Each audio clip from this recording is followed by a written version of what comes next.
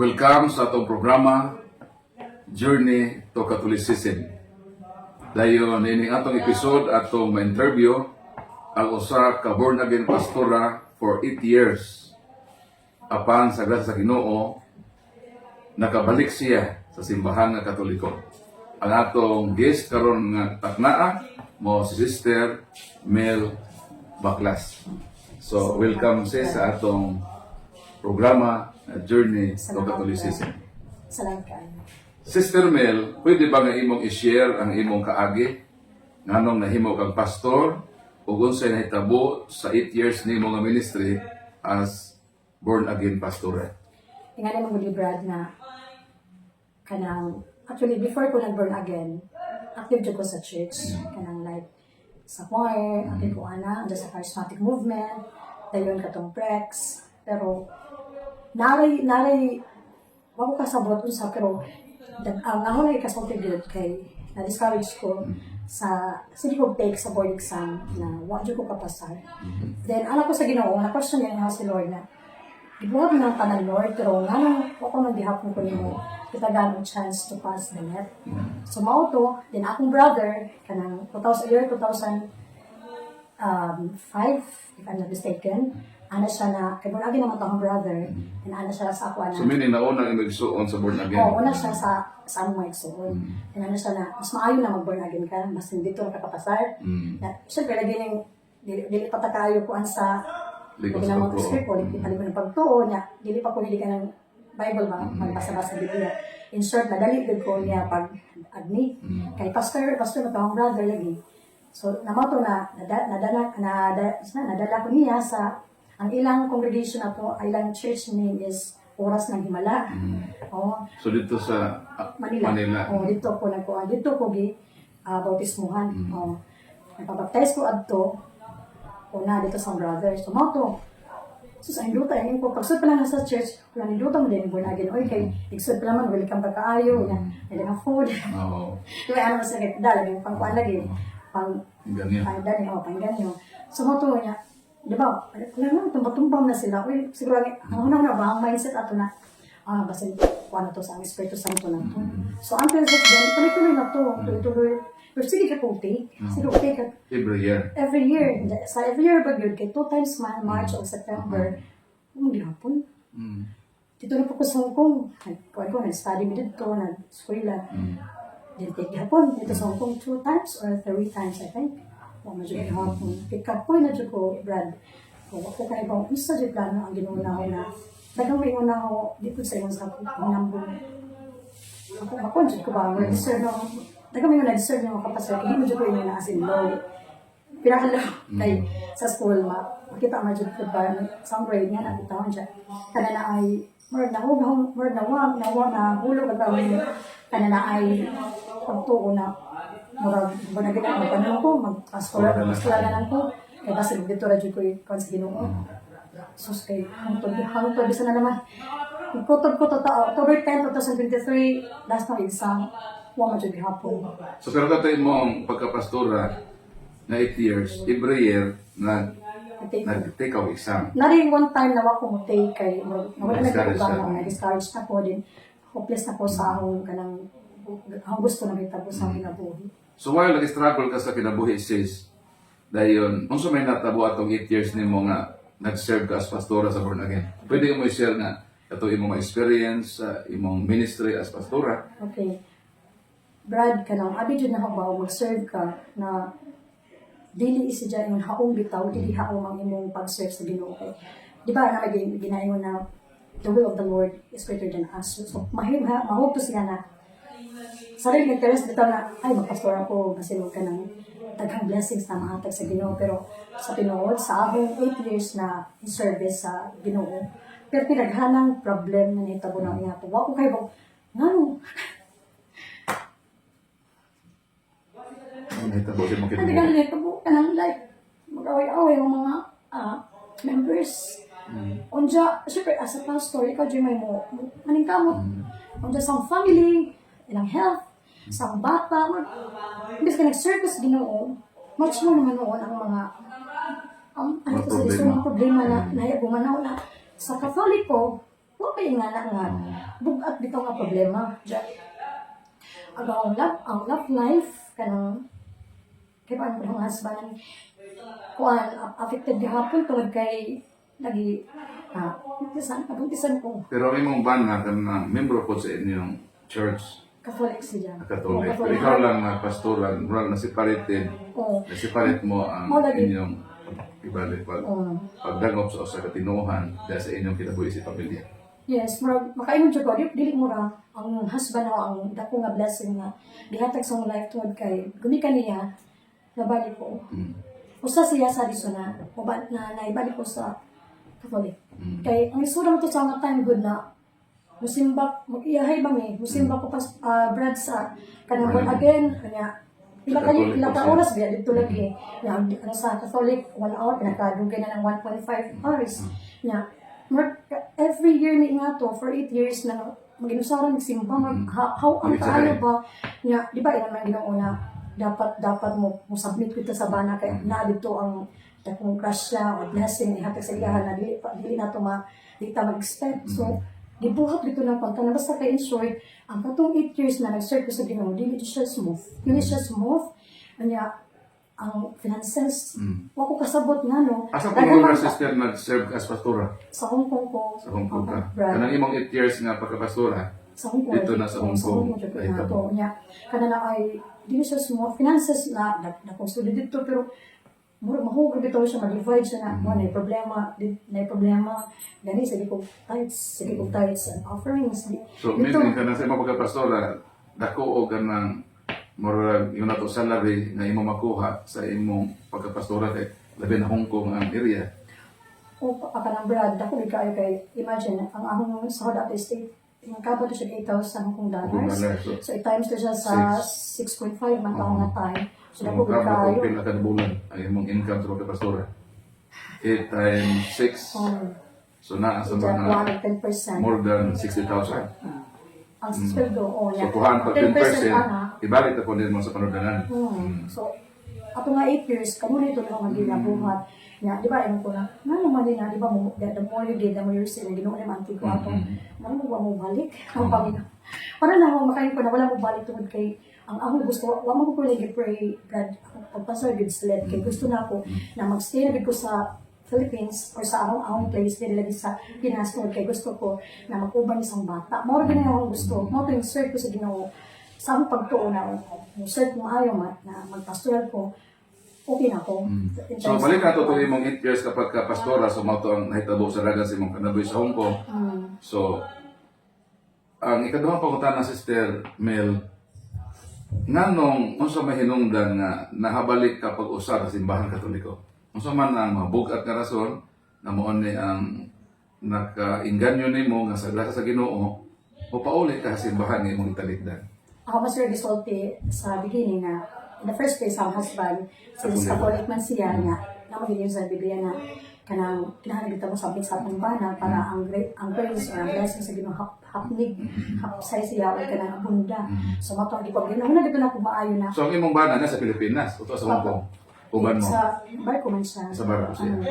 Brother, mao to na ana siya nagsabot nila maglain ng paminaw na magiyahay tag simba nya atong bata mo uban na ho uban ko sa iya ana bitaw na dapat unta kami tulo magkakuan gusto man ko pag kuan sa kanya prinsipyo laki man siya so dapat ako mo sabit sa iya lagi mao to usay siya na then wala lagi ko makapasar kapila na ko tay kanang Brad sa left na Bernardin ko mo to ana man ang parents na suway daw na kanana ay mubalik ka sa Catholic kasi mo na siya ipapag so ayun katulo to di man ang mother na pareha naman gud ang Ginoo sa niya tong Ginoo na ang gituhan kanana di mo pud siguro na kanana ay rason kay ubayan sa pagampo sobra ang pagampo sa Ginoo dili mo pud sanay kami Catholic mong bana Catholic nya ikaw rin nalahi sa atong pamilya ang brother na lagi kay born again so i-disregard ko happy na lagi siya mo to nya ko ako gyud na maayo mo to ko sa parents na ulit ko sa October 10, 2023 din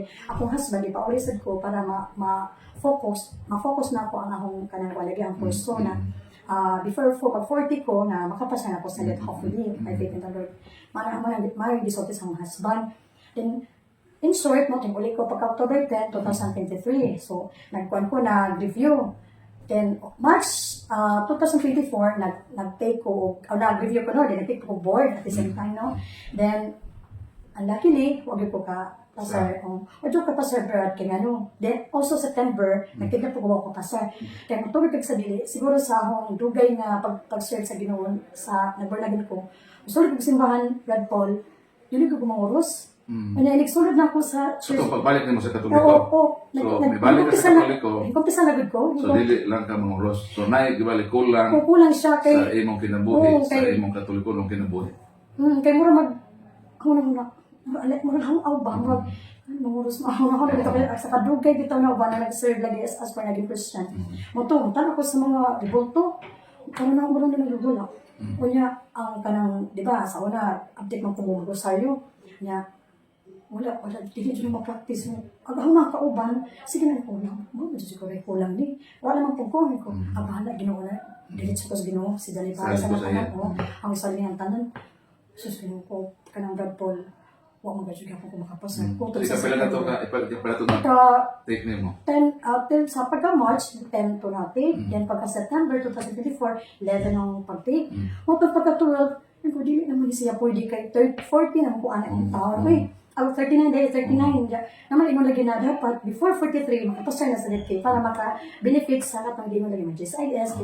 At least 15 years in service daw. So, mo tang gibuhat. Ko, Mura ka lang dun, eh. ko, Lord. Kanang pasilong, hindi na di pwede, Lord. Uy, na ako ni mauhay sa akong pamilya kay tanan na sila lagi. Mga teachers naman. Nagnaw na ako. Sa una, ako ibalik. Ako ko ibalik ng magkuhan ko, kanang kumpisal.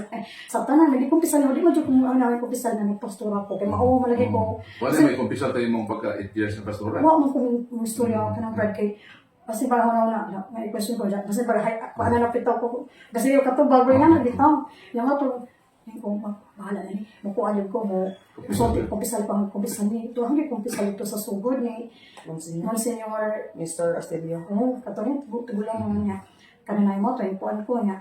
Yung ko, kanang padre, kanang lagi, kumpisal ko na 8 years kung ato niya. Kanang nagkaroon ng ko yung kumpisal, sukal sa among pag-ulit diri. Then yung po, yung balihibo mo. Sa pagpagin siya, bakay, salamat sa Ginoo kay kanana, ang uban mo, diretso na yun, until forever, kabis na kamatayon. Kung ba naging nabis na, bitaw siya. Moto, yung ko na, padre, nagpakiluan na lagi po niya to, bang isa naman pagka after 2 days nga to, kapag hindi ka ko na nagkumpisa lagi, nga anak ko na, padre, nga nang tabang, ito ko na makapasok na hindi, kapoy na dyan ko kung isa bitaw sa let. Moto, Mauto yung sige, at ko balaka, hakang tabangan, pero, kananay tuuhi, ang pulong sa Ginoo kay siya rin makaluwas sa kanan. Then, dili po ka pwede na, imong talikdan ang mga santos, ang kanang rosaryo, matag adlaw, ug labi na pag novena. Nalang ko mga novinahan na dyan, Padre Paul, pero, Brother Paul, pero, di dyan ako, mura maghapit pa dyan sa akong kuan ba, Maraming mo pagkapastora, maraming mapilit-pilit pa sa imong maulagi kay kinabuhi. imagine, kung naging patong walo ka to eh. Mga to niya, pakiliman ko, ano po i-close, mapakiliman ko, ano po i-close, hasta sa kanang pag-rosaryo lagi. Palit na bito ko, mga dito na himpak na kakuan ko na, para na ako na, kanalik ko na ginahong pagbalik sa Katoliko, katong nang nagkuan ako na, Umpisal na. nagkumpisa na ko sa katong nagpastura ko, o katong sige na ko rosaryo. Matag-adlaw, bisan kapuyan ko, rosaryo gihapon ko, huwag na katong apilagagil na. O mauto siya, vessel to siya na nakapasok ko sa lete. Para na ako good Padre, Brother Paul, ug wala ko kaisog na pasay. So, congratulations, sister, no, sa blessing o kalamposan sa imong kinabuhi nga kadto mga kakulangon mo to hinungdan nga nagkababag sa imong tumong ambisyon nga mahimo gyud usa ka kining certified nga matutudlo sa sekular nga edukasyon. So, kung ang imong testimony magkahatag og inspiration sa amo nga ang paglahutay. So, kaliwala sa imong kinabuhi, 8 years sa pastora, nag-struggle pagbalik sa simbahan Katoliko, pero kanang imong paglahutay o pagdawat manahinungdan nga ang blessing sa Ginoo gibalik ra pud niya. Iya kanimo. So kumusta naman na imong kinabuhi karon isin? ang Katoliko nga nagbarog na sa atong pagtuo nga natistig na sa daghang pagsulay nga itagod mula hutay ng mga lagad sa Ginoo siyang simbahan. Karon gani. Ako pala na kayo sa Katoliko na gud ka nga Since hindi ka patinuod nga Katoliko. 2025. So meaning Sa January, January 2025. almost Na- 1 year, na- almost 1 year na karon sa kanang hingpit na pagbalik sa simbahang Katoliko. Kay karon sa karon jud labi na sa karon Brad, dili ko katulog og dili murag hangaw sa akong paminaw na dili Wala. ko maka isaryo o maka labi na karon lagi na makaingon jud ko na usikad sa nimbalik ko Brad, tuloy-tuloy ang blessing dunag sa nagkumpisa ko sa pare kana sa Ginoo through sa priest kana na ay dito nag-start ang tanan kay maayo ang pag-exam ay nato din nakapasa ko March 2025 rather na ang resulta May 2025 then na pinag-inuna ko na wala na rin Ginoo no kay nasa ihatag na tao na maon pahiluna nimo kay actually jud brad ako kabalo kung sa gud ng programa nagihatag sa gobyerno sa mga OFW na lisensya sa mga lisensyado na mga maestra o maestro na para dili na sila mo abroad so mo to dato akong amiga na taga-buntok na pod na ana siya na so wala daw ang stems na si madawak ko wala mo ko'y refresher course so na siya sige lang kay refresher course man kasi na kay wala man na motor niya na siya so lang basin ka pasay ka motor niya pasa ko tanang requirements nadi ko na tingala gid ko brad ba kay nganong ako gipantigom tong mga kanala ay ticket from the beginning sa akong pag-abot sa Hong Kong, year 2010, kapag kanya naman ato sa Hong Kong, katong pag-uli, wala ko ginabang ticket. Which is, ako itong di-compile, ako itong dihipusan, without thinking, ang dihipusan. Kaya lagi, usa to siya ka requirements, usa siya sa requirements, para itong makasud ko. As STEMS beneficiary na diin, dili na ko mag-disod. Ang STEMS beneficiary mag-good brad, sure item siya na diin na dili na ranking. O dili na mo. Na ranking pero mahog na lang siya o formality na lang siya. Mga gitawag special ranking na mo lagi na nakabutang ito sa memo na maka-teach na po. Karon na tuiga po. Salamat sa July Sister na. So, Ang mga blessing sa Ginoo na buhagay sa imong kinabuhi kay biblikal man ko na Sister sa Marcos 10:29 anto sa 30 mingon ng Ginoo nga kung atong pilion siya og ebanghelyo nini pa lang kinabuhia maghatag na siya og blessing kanato.